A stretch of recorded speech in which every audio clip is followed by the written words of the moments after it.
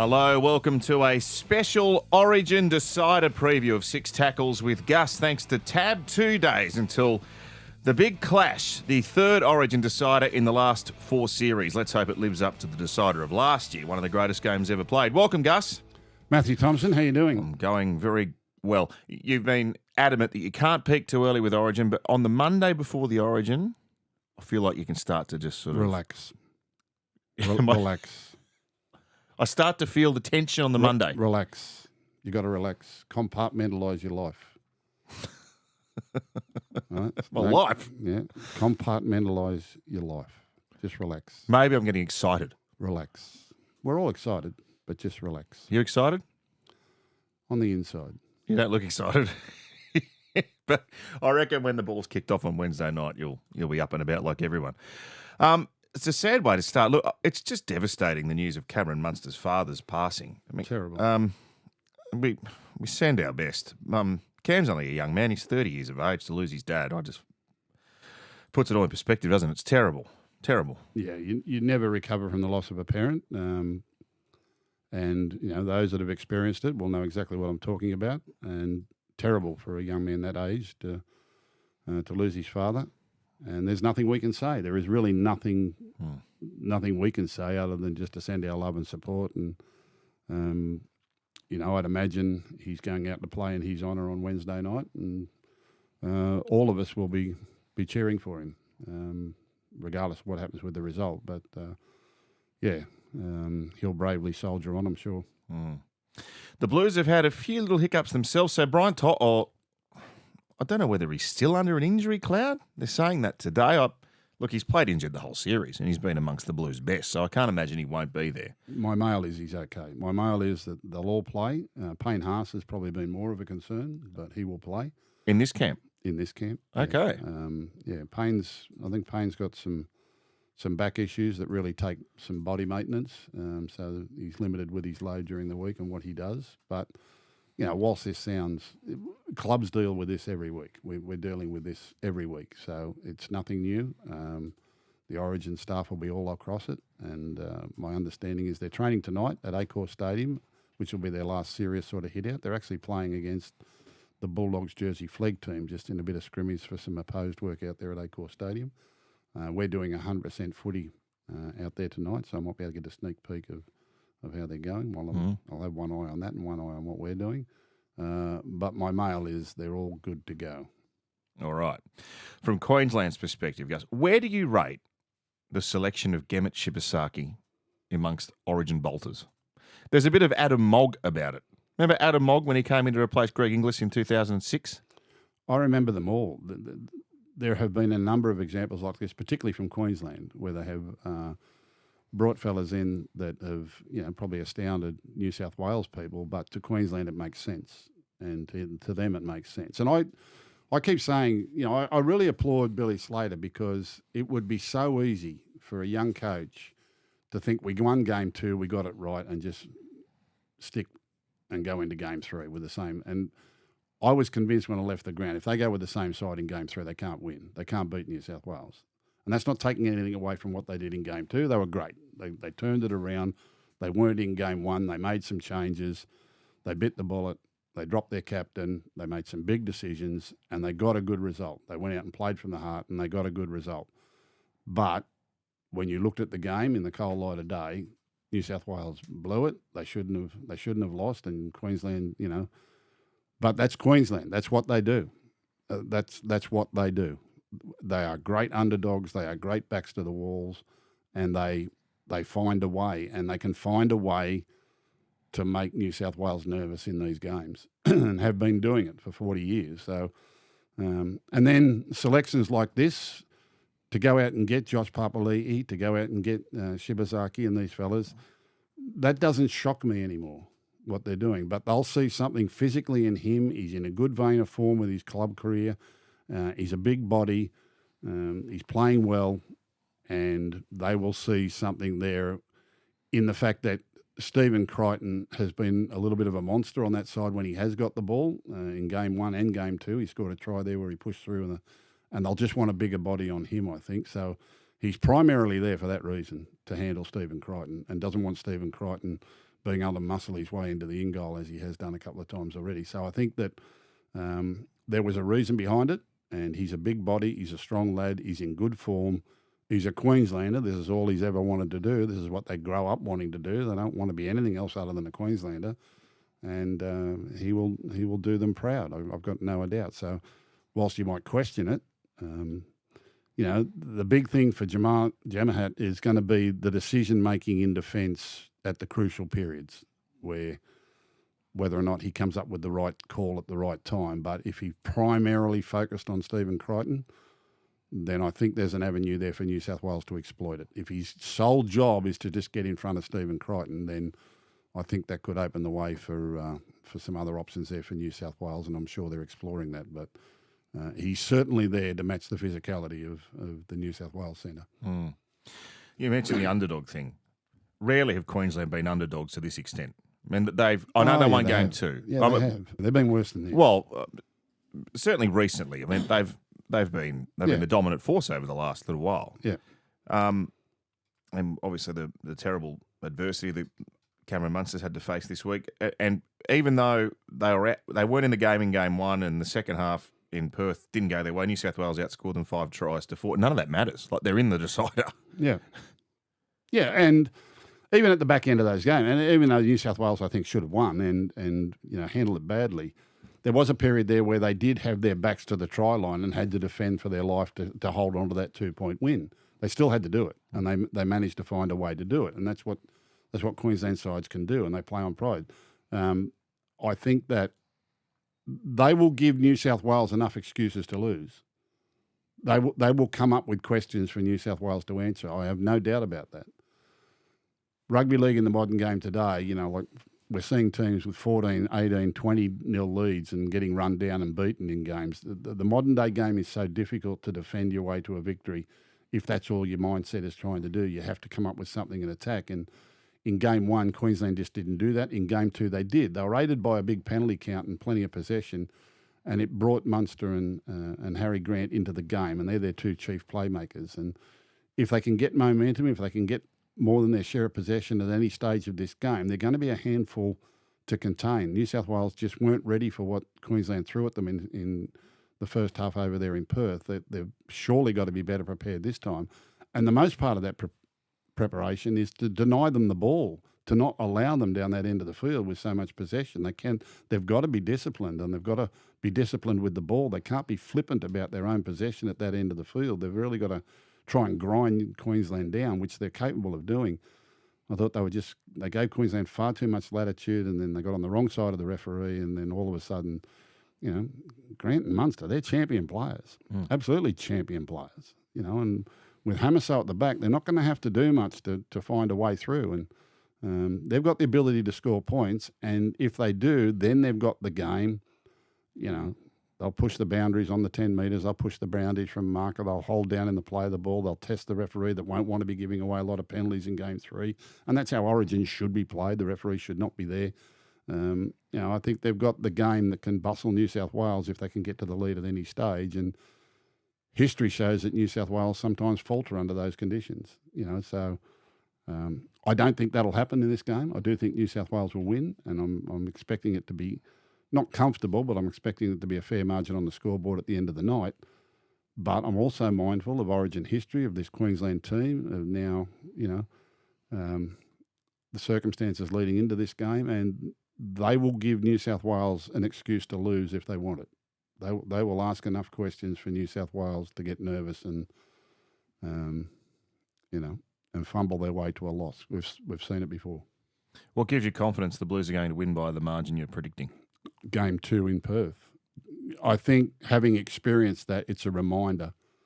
I think game 1 in Queensland, they didn't go there to beat Queensland by many. They went there just to win that game in Queensland, and that sets up the series. Mm-hmm. It's kind of, all right, if we win the Brisbane game, then we've got Perth and Sydney, we'll do it from there. And I thought they were conservative in Brisbane, and game 2 in Perth started off pretty much the same way. Queensland come up with a couple of errors under pressure near their own line. New South Wales had a bit of ball, scored an early try, ran to a 6-0 lead, and it was kind of like, well, here we go again. And then the game took on a different turn straight away. and they just didn't handle it. So I think that experience will steel them that they can't give this side an inch. You know, if they thought they had the advantage on them and they could afford to be a little bit flippant or a little bit ill-disciplined or to chance their arm a little bit and, you know, who cares if it doesn't come off? Well, that's now gone. I think they've got to be really ruthless and very miserly with how much territory and possession that they give the Queenslanders, and that's what Origin should look like. My mail is that Nathan Cleary has never trained better than what he's trained this week, that he's completely free of the injury that he took into Origin 2. He's played a great club game since then to prove his fitness, but I think he'll be extremely focused on managing this game from his perspective as though he owns this result, and that you know, whoever lifts, you know, for New South Wales to lift that trophy at the end of the game will be on his shoulders. He's at that stage of his career. He has that history of performances behind him. I think he'll be extremely disappointed with what happened in Game 2. And they didn't build on what they created in Game 1. He saw the opportunities in the second half to know that they've got the tries and the opportunities in them. You know, Queensland have made some changes, but I don't know that they can stop it if New South Wales dominate possession and field position. And I'm just suspecting that with the leadership of Yeo and Cleary, I think they'll get this done. All right, Ask Us. The NRL season is here. For the best time in sport, Tab has the best app in sport. Tab, we're on.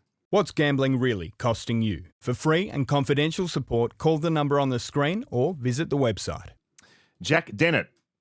He's asking Gus what the main difference is between preparing a team for Game 1 versus a Game 3 decider. Yeah, well, there is a difference. You know, a lot of it is the same, but it's a different. You've got to treat it as a 3-game series. You learn that every game is different. Every game has a personality and character of his own. There are a lot of things about Origin football that are very, very common in every game, but playing virtually the same team 3 times in a row in a short space of time is not something you get in club football. You might get it at finals football if you play the same time in the finals, team in the finals, etc. But Origin, and this is why it's the best versus the best, it's 3 battles, you know, within a 6-week period, pretty much against the same people, and strategically and tactically and as a unit, you will learn so much more. Both these teams will peak in Game 3. This is what going to make Game 3 better. Game 1, you've come into camp, you've got new squads, you might have new players, you might have debut players, you're teaching them what Origin's all about. You know, you'll have players that have been there before, but they're a year older, and you sort of get into bringing the team together, forming the important parts of a team, forming the important parts and the foundation of a basic strategy and game plan. And then, you know, from Game 1 to Game 2, you learn from your wins or your losses what happened there, and Queensland learned a lot from their loss in Game 1. And then by the time you get to Game 3, particularly if you won all, you know pretty much everything about each other. It's hard to come up with something the opposition's not ready for, and then you've got to go out and get it done. And that's where it comes down really to be honest, how badly they want it, what they're prepared to go through and endure, and taking advantage of those little moments.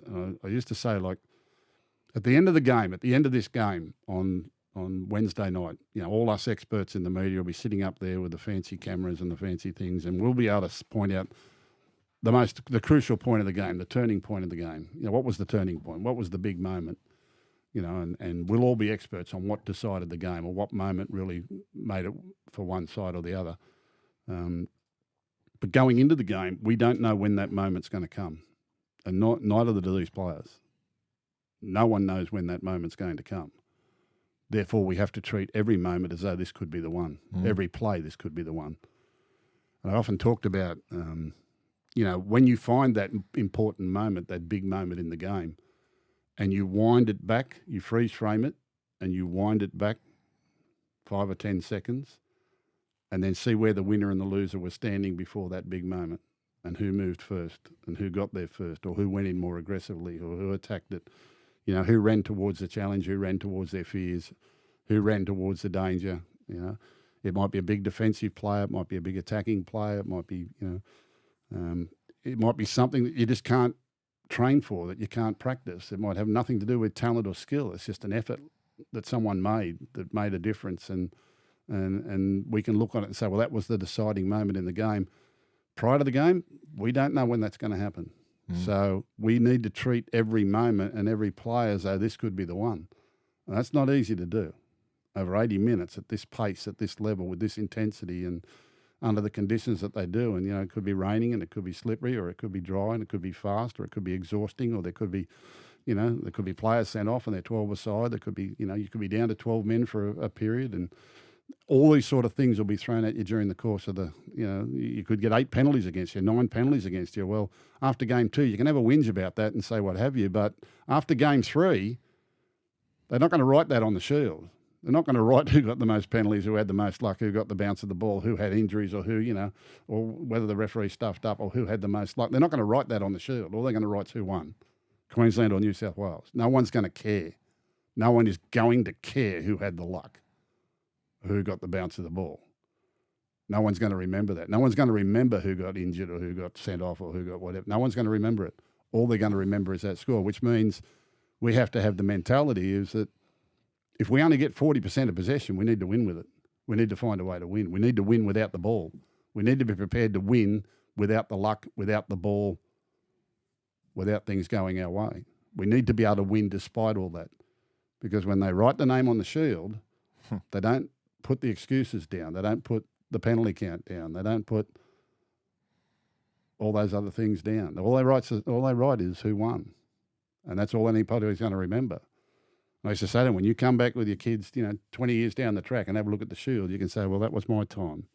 That was when I was in Origin. Don't worry about all the other results. That's when I was there. It was like a pre-game rev-up. Well, it's... Give me a set of boots. Yeah, that's, it's... So you've heard, the great players on our commentary team, the champions, your Cameron Smiths and your Jonathan Thurstons and Andrew Johnsons and Brad Fittlers and Darren Lockyers and all the great Origin greats that we've got in our broadcast team. And they talk about big moments. And they kind of say it flippantly like that's what you're supposed to say in commentary. But they've lived the big moments. They've been there in those big moments. And you never know when it's going to come. You might have a plan that if we do this and do that, we can do this. And you do plan out those strategies. But more often than not, the big moments don't come down to something like that. It come down to just instinct and anticipation and recognise something. And if you go back, if you wind the tape back 10 seconds and see where the winner and the loser got there, and sometimes it can be simple of who got their hand on the ball first. Bang, bang. Mm-hmm. Who got their hand on the ball first? Go back and look where they came from and who moved first. The winner moves first. The winner anticipated first. Getting up when you're hurt. Keep going when you're tired. Keep talking when you're busted. Not giving up when things are against you. There are so many things that go into this that have got far more to do than just the talent and the catch and the pass and the kick and the run, which most of the fans see. So you need to get yourself ready for that. We don't know when the big moment's going to come. We don't know when the turning point will be. We just know there will be one.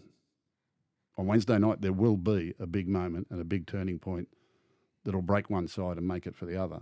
And we don't know when that's going to be. After the game, we're all experts. We can tell you when it was. Mm-hmm.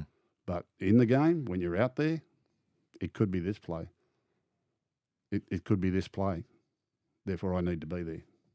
I think it's going to be greasy out there again on Wednesday. There's been a little bit of rain, well, quite a bit of rain actually last night. We're recording this Monday afternoon. There's a couple of showers forecast the next couple of days. Nothing too bad. But that does get greasy out there, that surface. Is that going to play a factor? Always does. Always does. How do you play those conditions in a high-stakes game? Well, we play the majority of our football at night anyway. It's a winter sport. We play it at night. We play on slippery conditions all the time. People don't appreciate the real skill of these players to play at the level they do under the conditions that they do. This is a winter sport played primarily at night because of television and ratings and all that sort of thing as well. And the conditions are slippery. It is cold and the ball does get wet and the field is slippery. So they play under great... That's why they love their Sunday afternoon football when it's a bit dry and they can throw the ball around, but we don't play enough daytime football. The norm is nighttime football in these sort of conditions. So they're all well conditioned to it. Does it suit one team over the other? It suits a spoiling sort of attitude, if you want to spoil the opposition's night and get in their face and do all that. So that'll be the way Queensland will be playing. It'll be New South Wales. And this has always been, this has been happening for 40 years. New South Wales think that the passing and the catching and the kicking and that's going to produce all the points, and Queensland just say, no, you're not going to get any time for any of that. You're going to have to find another way. And that's pretty much been the basis of Origin football for as far as I can remember. And the great Origin player and the great Origin teams understand that at this level, time and space is so valuable. You don't get much time and space. You don't get the ball the way you want it all the time. The ball is slippery, and you can't pass it as quickly or as far as what you really want to do. And it's harder to hold on to. The collisions are bigger. There is gamesmanship. There is something in every tackle forcing you into an error if you allow it to happen. So the challenge is huge. They're the best of the best. I can't stress high enough the fellas that play at this level how extraordinary they are. And that's why we get the product that we get. Absolutely. And I think this will be a great game. I think Queensland lost game 1 and learned a lot. New South Wales lost game 2 and should learn a lot. It's now game 3, the decider. Everything that's happened up until this point doesn't matter. It's been in the memory bank. They've adjusted to it. Queensland have made their changes. New South Wales have stuck fats. It'll be a really interesting clash. On the level score of things and with even possession, I think New South Wales wins. But Queensland won't make it as easy as that. Yeah, it's always a big night for the coaches in Origin, but these two in particular this year. Billy won his first 2 series as Queensland coach. He's now looking potentially at losing 2 series in a row. And Laurie's only won 1 series. Bearing in mind he was the man that had to carry New South Wales as coach through a period where they were playing against the best team probably ever put together. He won in 2014. At Accor Stadium, you'll remember. And he has a chance to win another one. If New South Wales aren't to win this, though, it would go down as the one that got away, wouldn't it? Well, I think so. But there's plenty of that in history as well. With these players, Origin football gets into their heart and it gets into their blood and it gets into their bones. And Laurie Daly, after a stellar career as a player, he felt a calling to come back and coach at this level, and he coached for 5 years. And as you say, he won 1 series in 5 years, and it took a toll on him physically and emotionally. And he got really crooked, didn't he? Yeah, and he's never really coached at any other level since then. He's had some little consultancy things, and he helps out with individuals at different times. But all these years later, he said he's thrown his jersey in the line again. He said, "I want to do it again." What brings people back to do that? Well, you did it. What brought you back? Yeah, but that's the competitive nature and what this level of football attracts to them. And anyone who's ever been involved with Laurie at this level, or even at club level, the Raiders, the great Raiders teams that he played with, but all the fellas that knew him as a player and as a captain of New South Wales, and all those that were coached by him in the previous stint, we're all cheering for him. We want him to win this series. Desperately want him to win this series. Billy's one of our colleagues at in Channel 9, and he's a great Queenslander, a fabulous player. First couple of years as a coach and had a win, and then got beaten last year, and he'll feel pressure too because he takes such pride in that whole Queensland mantra of not letting your state down and not letting your mate down. And these two coaches will feel it, and you will see it. They don't hide their emotions. They can't sit there stone cold and hide the emotions that are going to be going through them. You'll see it on their faces. Well, is that an art? Is that an art of coaching? Like you've kind of got to disguise your own internal thoughts? Well, if you're not good at it, don't try it. Yeah. If you haven't got a poker face, don't even try it because it's actually worse. Some people need to let it out. Some people need to show it and not try to hide it if that's what they are. But it takes some control to and it depends on your own personality and your own character how you can do that. But these two fellas will not be able to hide what this game means to them on Wednesday night. You will see it in their faces. You'll see it in their eyes. You'll see it, and the cameras will be on them a fair bit. There'll be cameras in the booth looking right at them, and in every little thing that happens, they'll go to a coach's box for a reaction, and you will see the elation, you'll see the tension, you'll see. Laurie does it real tough. Yeah, they will do it extremely tough, and it's the loss is devastating. It really is. I remember I think I've spoken about this before. I remember reading there was a try that New South Wales scored back in the 80s.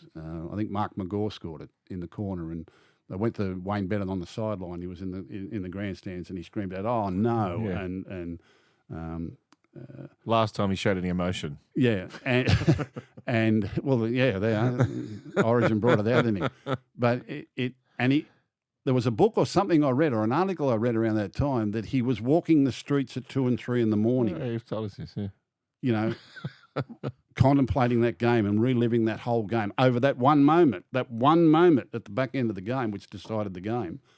That one moment sent him into he couldn't sleep and he was out and walking the streets. And I thought to myself at the time, I was a young fellow, I just retired from playing, a young coaching. I thought, that's a bit over the top, like. Anyway, there we were in 1994, and Mark Coyne scores that try in the last seconds of play. And I was coaching at Penrith and living at Leonay out near the golf course out there. And I suddenly found myself in the middle of the 12th fairway at 3 o'clock in the morning, sitting alongside a bunker. And Without a club in sight. Without a club in sight. And I'm reliving that whole play from the time it started. The last 3 or 4 minutes. I'm reliving that whole game, and I'm thinking, why? And I remembered that bet with Wayne Bennett in the book about he was walking the streets. I said, well, I'm not walking the streets. I'm sitting on a bunker on the 12th fairway at Leonay Golf Club. And I sat there for quite a while, actually. I think I nearly saw the sun. You didn't roll around in the sand. I think I nearly saw the sun come up over the 8th tee down the bottom of the hill. The sun used to come up just over the M4 there as it comes up to Leonay Golf Club. Yeah. No, it's extraordinary, and the tension, like to be in that dressing room before the game at halftime, and and that's the other thing too. Like game 3, when they leave the dressing rooms at halftime, when they come in at halftime, and you try to help as much as you can, or you try not to get in the way as much as you can. Experiences tells you whether you need to say a lot or need to say nothing, and you just try to contribute what you can or help them make sense of what's happened in the first 40 minutes and steel themselves. Once they leave that dressing room, you're done, baby. It's them. They've got to go out and win, and they've got to go out and get the job done. And it's a player's game. It's like grand finals. Those moments where there's no tomorrow. Talk about grand finals, and I talk about Origin matches where there's no tomorrow. Deciders. There's no tomorrow. There's no coming back from this. This result will get carved onto a shield somewhere, and it'll be there in history. And it's not written yet, but it will be in 90 minutes' time. Someone's going to engrave a name on that shield, and it'll be us or them. And when that's done, there's no coming back from it. You've got to wait another 12 months to get another shot at trying to get your name on that shield. And so you might not get another shot. You might never get another shot. That's the thing. So they live with this result forever. It stays with you forever. Fans always ask, Lozza, what was the best era of league? And I tell them, nothing beats the line-breaking, flick-passing, goose-stepping, Bathurst-flying, turbo-try-scoring, origin drought-breaking, simply the best era of footy we're in right now. And with more market stats and insights, it's easy to enjoy the best era in footy with the best app in footy. Tab. We're on. What's gambling really costing you? For free and confidential support, visit gamblinghelponline.org.au. All right, thanks to AMPOL, powering Australia's own sporting nation. Gus's predictions for the Origin decider. He's already said New South Wales are going to win. What will the score be? Score, I'm going to say 26 New South Wales, 12 to Queensland. 26-12. First try scorer. I'm going to throw a curveball here. Oh, I like it. All right, I'm going to say Liam Martin. Yeah. Okay. Ooh, this is all the Shibasaki talk he was getting at before, you see. Man of the match? Man of the match will be Nathan Cleary. And if Nathan Cleary wins man of the match, do you expect to win the Wally Lewis medal? The Wally Lewis medal. So game 1, player of the match was Payne Haas. Munster was player of the match game 2. Going to be hard to stop Payne Haas, isn't he? Yeah, that's a hard one. I'd love to see Nathan win it.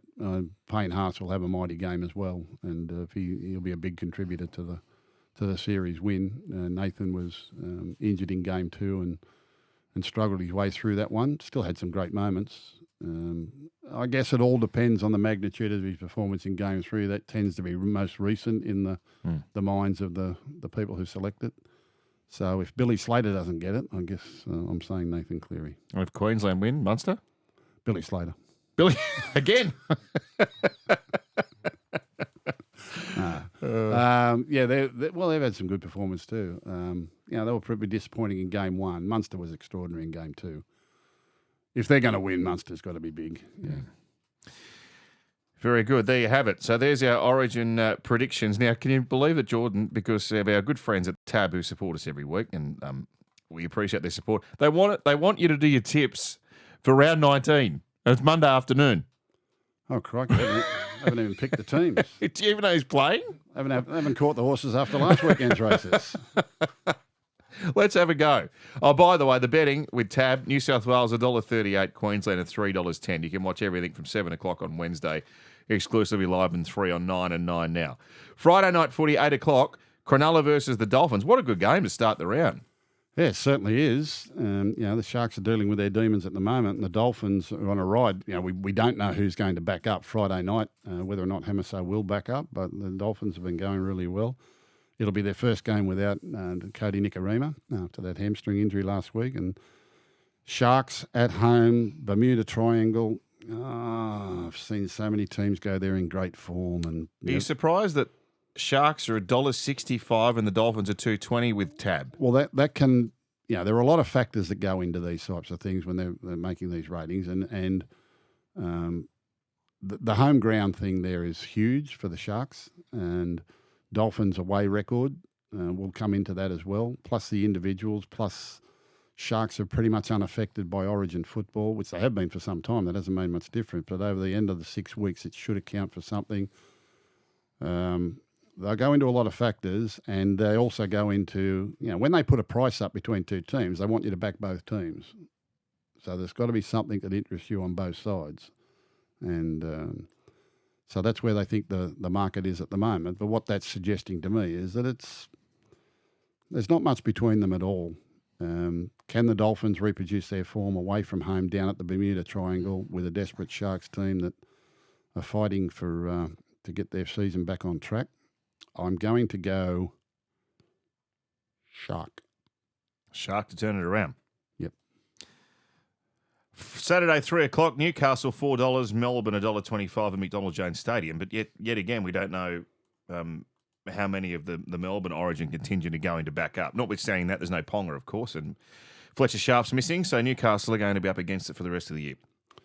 Yeah, Storm, without their Origin players last weekend, went up to North Queensland and they nutted out a win up there, which wasn't easy. Gee, it helps having Jerome Hughes, doesn't it?